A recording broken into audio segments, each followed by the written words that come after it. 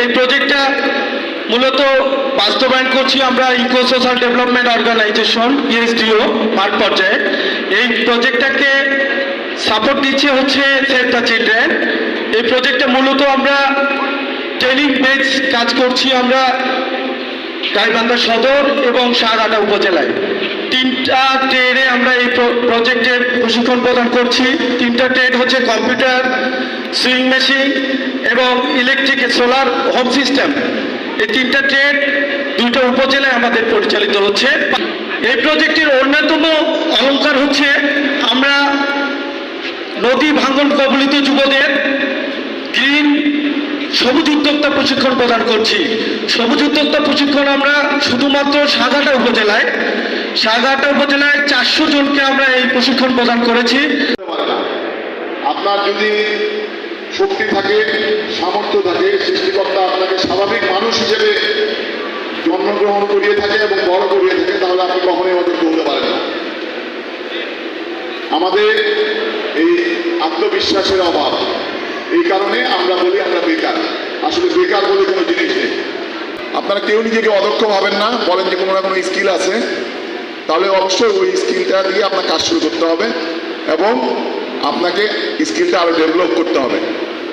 দ্বিতীয় বিষয় হচ্ছে আপনি আপনার যোগ্যতা আপনাকে জানতে হবে যে হু আই এম। সবার চাকরি নিশ্চিত একটা চাকরি মেলায় করা সম্ভব না, এবং এটা সেভ দ্য চিলড্রেন বা ইএসডিও আমাদের দায়িত্ব না চাকরিটা নিশ্চিত করা। আমাদের দায়িত্ব হচ্ছে যোগসূত্রটা করিয়ে দেওয়া।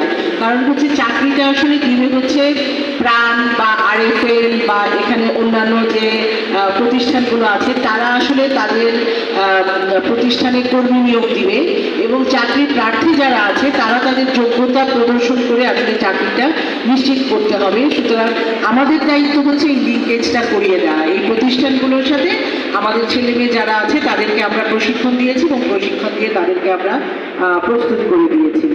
আর যদি একটু ব্যাকগ্রাউন্ড হিসেবে বলি যে কেন আসলে আমরা এই ধরনের প্রকল্প নিয়ে কাজ করি, সেভ দ্য চিলড্রেন এটা আমাদের নামেই পরিচয় যে আমরা চিলড্রেন বলতে আমরা সেভ দ্য চিলড্রেন বাংলা একটা ইন্টারন্যাশনাল অর্গানাইজেশন। আমরা বাংলাদেশে আসলে কাজ শুরু করেছিলাম 1970 সালে। একটা ঘূর্ণিঝড় হয়েছিল মনপুরায়, সেখানে রিলিফ ডিস্ট্রিবিউশন দিয়ে বাংলাদেশে সেভ দ্য চিলড্রেন তার যাত্রা শুরু করেছিল।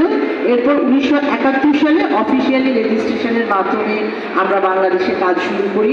এরকম স্কিলস টু সাকসেস, প্রথমে স্কিলস তারপরে সাকসেস। স্কিলস ছাড়া বাংলাদেশে এখন চাকরি হওয়া প্রায় অসম্ভব। তো প্রত্যেকটাই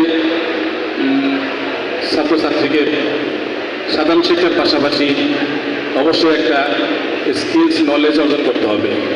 মানে দক্ষতা বিষয় নলেজ অর্জন করলে তাহলে চাকরি পাওয়া সহজ। বিপুল জনগোষ্ঠীর দেশে সাধারণ শিক্ষায় শিক্ষিত হয়ে চাকরি পাওয়া খুবই কঠিন। বাংলাদেশের চাকরির অবস্থা জেনারেল লোকদের জন্য খুবই কঠিন। তাই আমি যারা আসছেন, যারা আপনাদের মাধ্যমে মেসেজ, প্রত্যেকটা স্টুডেন্টকেই জেনারেল শিক্ষার পাশাপাশি একটা কারিগরি শিক্ষা, একটা দক্ষতা উন্নয়ন, একটা সার্টিফিকেট অবশ্যই আপনারা অর্জন করবেন।